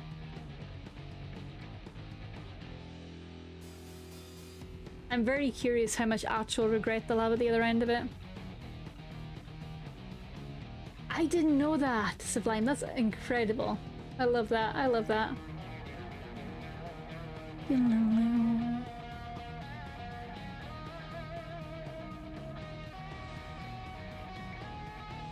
What other decent news has there been? Shetland's been talking about doing an undersea, tunnel network to connect the islands, which sounds really, really good, but also feels kind of improbable to me, given the complexity of underwater tunnels. But apparently the Faroe Islands already did it.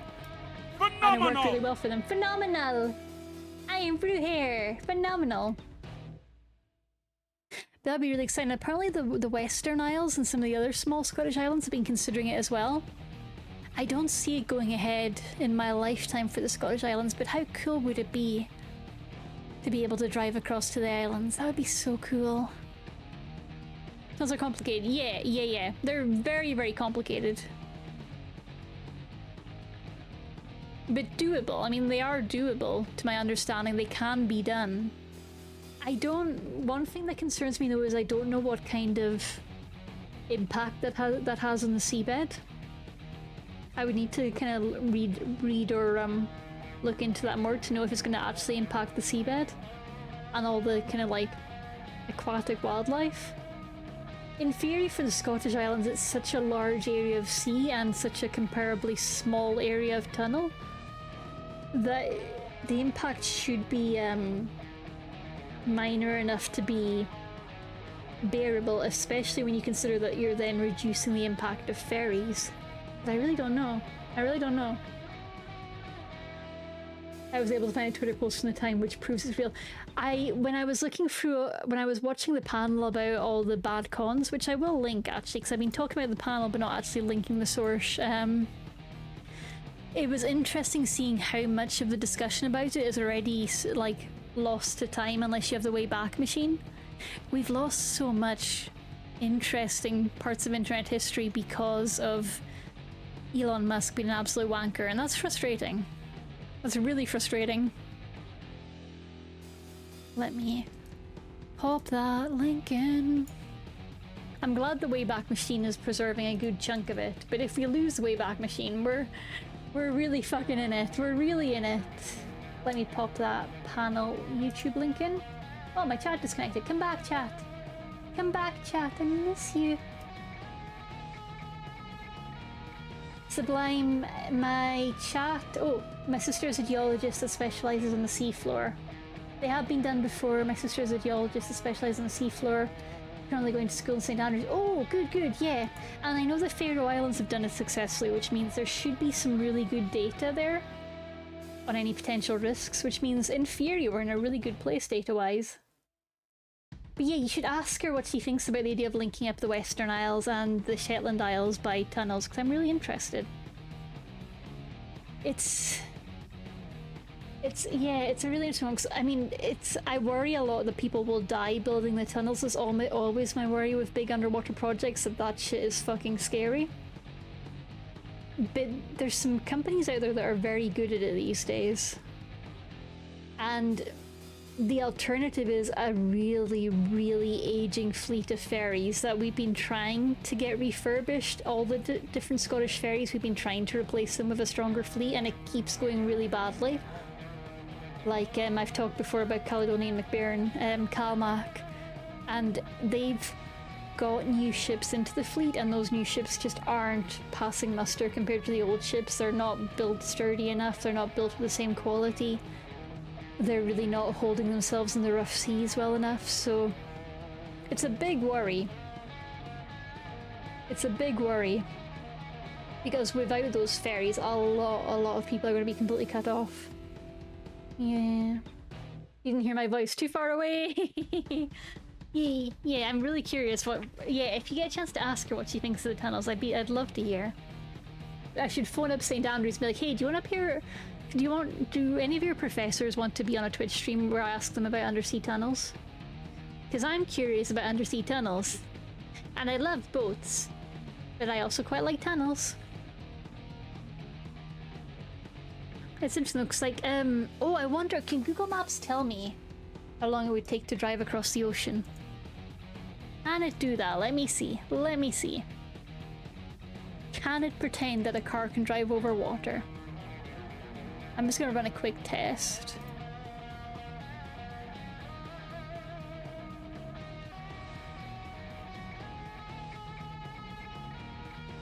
It's giving me the walking route. What the fuck? Okay, driving. It's giving me the driving route, but it's including the ferry, which is kind of cheating. But the ferry takes... So I'm looking at the Western Isles ferry here, looking at the main route from Ullapool to the Western Isles. And it takes 3 hours, 5 minutes, which is a long time to be in a tunnel. A really fucking long time to be in a tunnel. And in theory, you wouldn't need to have it be in that particular stretch. You could have it be a little bit further out, maybe somewhere like Culkeen or Milvaig, somewhere at the far edge of the Scottish kind of mainland, so it's got a bit less distance. But even still, you're gonna need a lot of rest points, and I would worry a bit about the exhaust build-up in a tunnel that length, but I think this has already been partially looked into by some other big tunnel projects. The Shetlands to the mainlands is at least 100 miles. Oh gosh, so that's double the size, right? I think. Because I'm seeing 53 miles from mainland Scotland to the Western Isles, so Shetland would be double that. Yeah, which makes me wonder, so would you need like escape points? How do emergency vehicles get access in an emergency? What happens if there's a fire down there? And I feel like this has already been handled in some tunnels before, but I don't remember off the top of my head. Let me have a look at the Shetland kind of distance.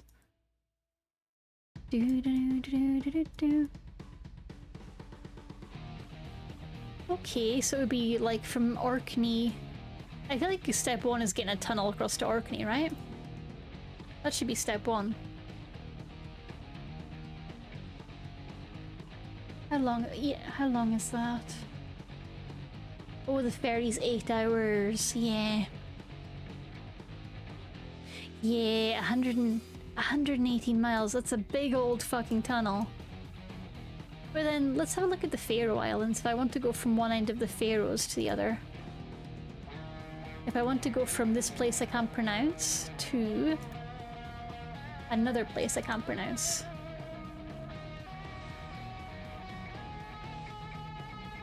Huh. Oh, interesting. You can't get a tunnel. You can't get a ferry from the Faroe Islands to the Shetland Islands. I've tried to go from one to the other, and it was like, nah. You'll need to like head to Denmark, and then to the Netherlands, and then then through the Calais Tunnel, and then up to Shetland. That's interesting. I wonder if there's something dangerous about that stretch, but. I was looking at the Faroe Islands, so if I go from the top of the Faroe Islands to the bottom...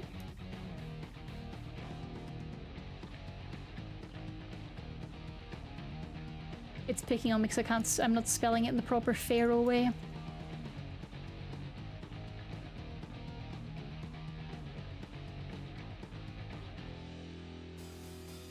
Okay, so it's like 3 hours 20, including a 2-hour ferry. So much for these tunnels. So that is interesting. It looks like even in the Faroe Islands, the tunnels are mostly for the short stretches, and they're still favouring a ferry for the longer stretches. Which makes me kind of doubt their claims about tunnels being so peak, you know? Belly pass for the cat, thank you!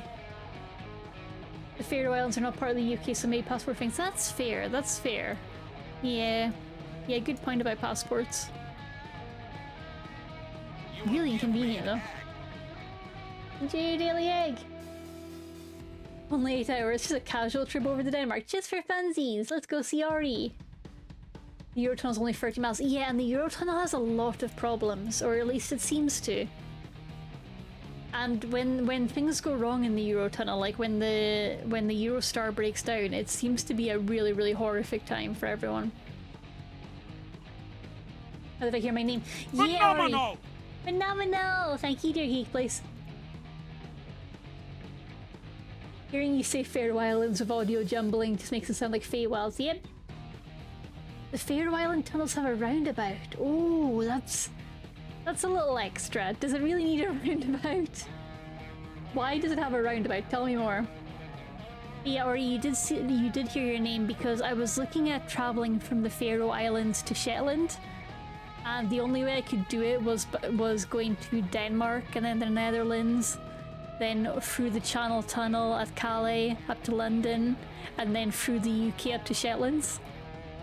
And I was really puzzled, like, why can't you just get a boat from the Faroe Islands to Shetland? But Dave, I believe in the chat, did rightly point out it's probably because the UK is not in the EU anymore, so it's just bypassing it. Yeah. It needs more roundabouts. A roundabout in a I need to Google this roundabout in a tunnel.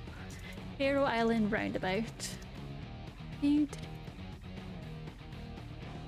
Also, did the mods actually change my stream title? I should probably check that as well.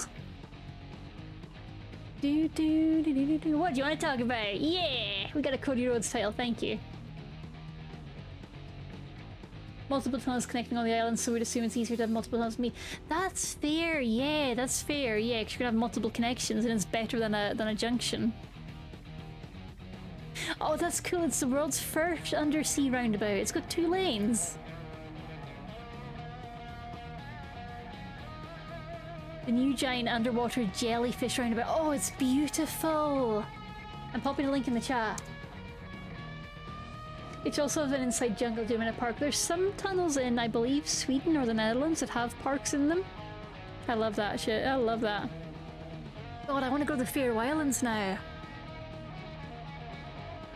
It's a colourful tunnel network linking the 2 largest islands. The 6.9 mile long or 11.2 kilometer long subsea tunnel network links the capital of Tórshavn with the 2nd most populous island. Has cut down travelling time from more than 1 hour driving time along the islands to only 15 minutes via the subsea tunnel. It's named Esturoyartunnel. Tunnel. I don't know.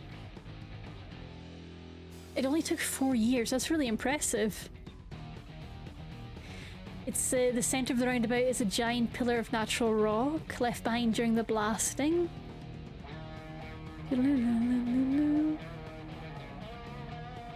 The single tube 2-laned undersea tunnel takes around 8 minutes to drive through, is 620 feet below the water surface at the lowest point, and has 3 tubes which meet at the colourful roundabout. That's cool. 1, 2, 3. I'm counting the tubes, don't ask me why. Sublime, it's so good to see you two. Have a lovely day. I hope you enjoyed infrastructure and trains. Are you thinking of the ones in Finland we watched a video about? Yes, I am. I am indeed, Dave. I'm thinking of those ones. Or it's like a really nice community walk and like a community meeting place under, and it seemed just really cozy and nice. I like that a lot. I like a good tunnel. I honestly feel like the UK doesn't make use of nice tunnels enough. And part of that is because when we do tunnels, we don't maintain them or keep them safe, so they become unsafe and it becomes a whole problem. But considering how much rain we have, a good underpass, a short tunnel, it could be so good. It could be so good. Those ones are in Helsinki. Oh. Dang, I want to go back to Helsinki. I miss it. One day. Cockerel goals. Better internet connection. Larger kitchen. Go back to Helsinki. Also go to Ori's house and knock on their door and be like, Ori, hi, it's me, I'm in your walls, for real.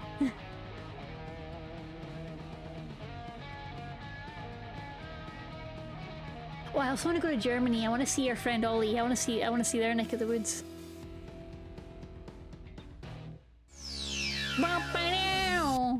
I'm edgy. Hi, Ori, you were summoned. I'm thinking about traveling. I've got a bit of potential work travel coming up, which I'm very excited about if it goes ahead. But it also means logistics, which can be tricky when you're in Europe, because places look close together until they aren't.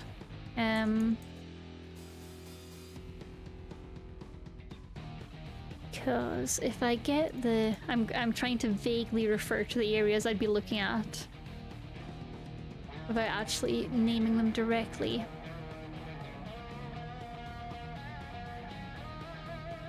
Gothenburg. So Gothenburg is one of the places that I've been to before and I'd like to go back to. But also a lot of the work stuff I need to do is in Malmo, which is... See, it's only a 4-hour train, which isn't bad in my books. Like, my train from Scotland to England is regularly like 14 hours, so I don't really see what the big deal is there. And it's probably not Deutsche Bahn, right? So it's probably lovely.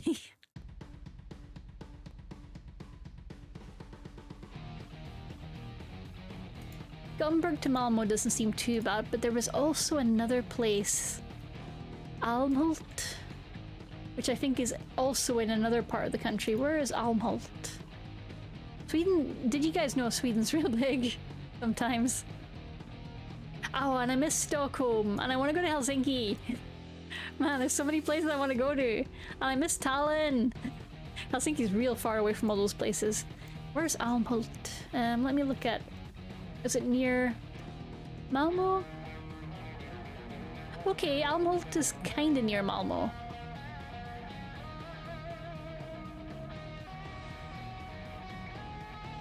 Yeah, I reckon I could make all those places. It's not that bad. It's not that bad. If you're in Malmo, I could go visit you technically. Got it, got it. I will keep that noted. When we visited Helsinki, we actually stopped in a small park nearby where the shelter is. Oh! Oh, you have to show me photos of that later. But I'm very excited at the prospect of going back to Sweden.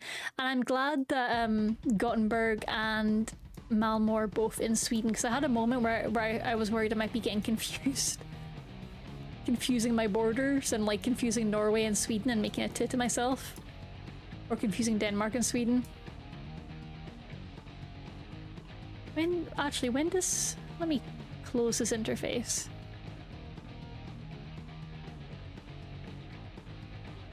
Where... Stupid question. I shouldn't voice my stupid questions out loud on stream. But where's the border between Denmark and Sweden? I'm gonna Google this.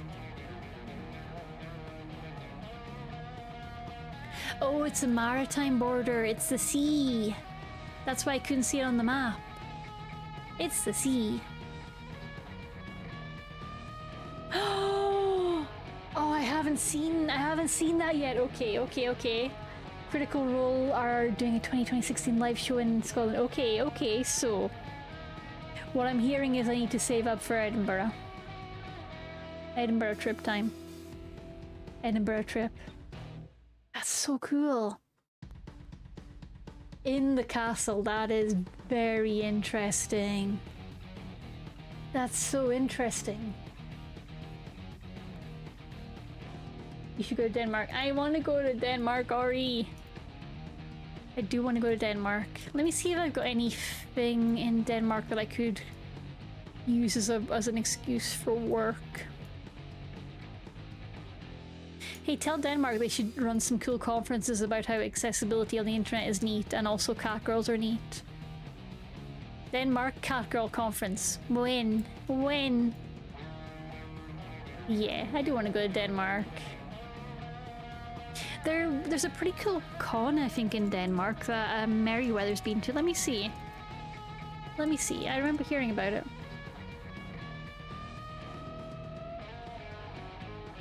I might be thinking of Copenhagen Comics. I'm not actually getting results for one in Denmark.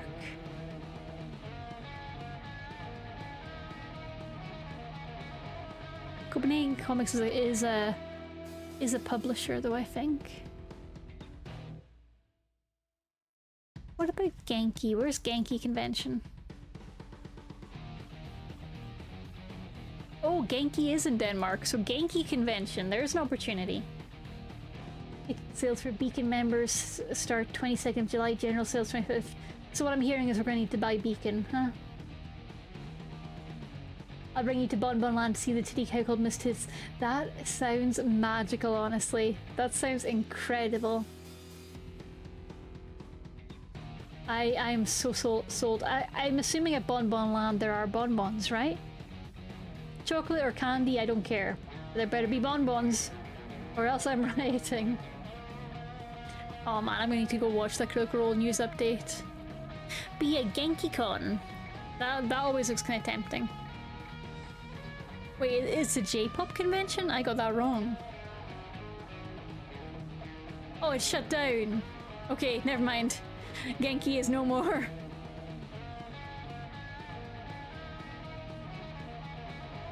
I'm gonna check where Merryweather is appearing, because Merryweather is always good for the European cons. The fuck is a bonbon? It's a word that means like sometimes a chocolate, sometimes a candy. Bonbon. You're the one that said Bonbon Land. Wait, are you telling me Bonbon Land doesn't have bonbons? Come on. I mean, it would make sense that there would be a cow at a place that does chocolate bonbons because milk. It's called Massive Tits. Excellent. Good for her. Good for her. Let's see what European conventions we have coming up.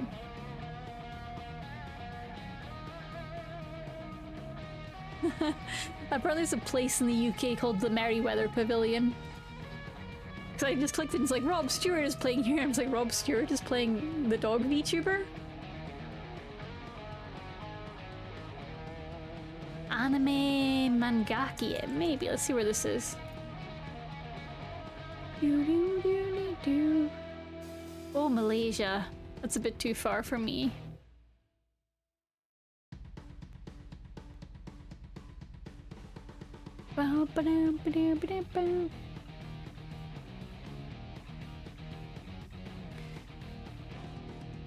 VTuber Expo, that's the UK one, isn't it? V Expo now.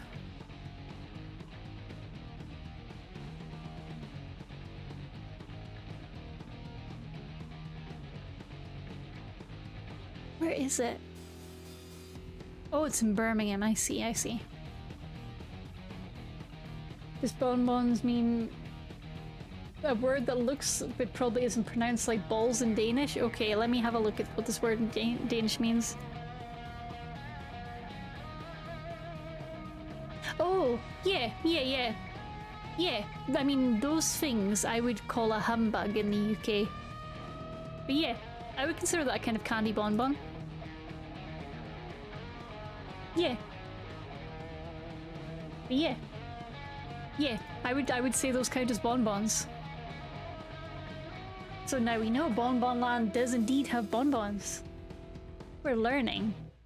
Those look pretty though.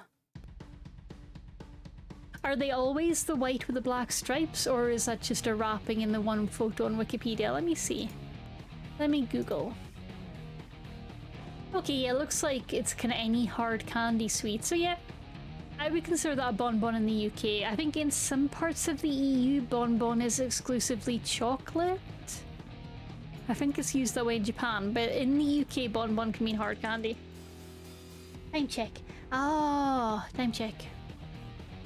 Time check. But I don't want to. I don't want to wrap up. I finally hit my flow. I found my voice again after losing it in the face of actual conversations.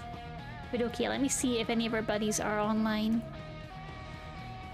Thank you all for hanging out with me for the Just Chatting stream. I feel like I'm still a little rough around the edges at these, but I have fun, and I hope you all did as well. I'm not seeing many of our friends online, honestly. Tunana is playing Cassette Beasts. That's probably my best pick.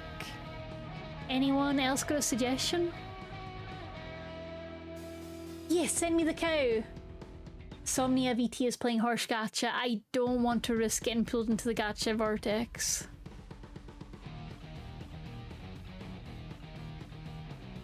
I do not want to risk the gacha calling to me. Because if I see it, I'll go, that looks fun and the girls are cute. I got a friend speedrunning randomized DK60. Yeah, drop your friend's name. Let me give their channel a quick once over, but that is sounding fun.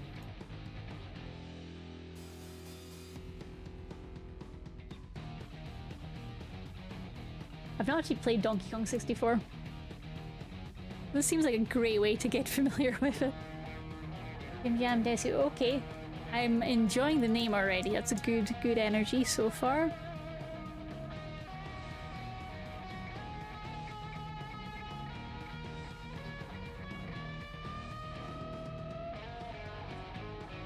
Do 18 or over, we friendly, no backseating. They're a chess PNG tuber, that looks cute. They enjoy Valorant, Celeste, and chess.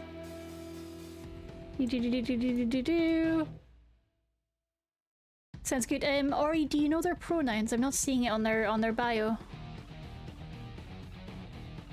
I don't really need to know. I don't really need to. But yeah, that seems like a good fun to me. Since you didn't play games, we have a whole night for blueprints. We also need to catch up on the Critical Role news. Okay, let's raid into Gym Jam because they seem, yeah, the vibe check is successful and their chess VTuber is very sweet. There we go, let's get those raid commands in. Oh, that's not how you spell raid. That's how you spell raid. I hope everyone had a good time with this chill Catgirl chatting stream. Which is really just a community chatting stream because without you folks to talk to, I would just be losing my mind thinking about the perils of AI. So I much appreciate everyone bringing their fun and sometimes horrifying facts. You're all wonderful. I hope you're having a nice Tuesday night. I hope your week continues to be chill and fun. And we'll be going to see Jim Jam, the Rook. They're a Rook. That is their icon. We're going to see them and have a good time. And call them nerds. We should also call them nerds. That is the Ori way, right? Right? I can see Ori's already in the chat calling them nerds, so we should follow suit. Chilling in the secret stream. But have a great time. The raid is good to go, so I'm going to hit that go button now. But love you all. Have a good night. See you very soon. And if you're still watching, you're awesome. Like and subscribe if you feel like it. Okay, bye-bye.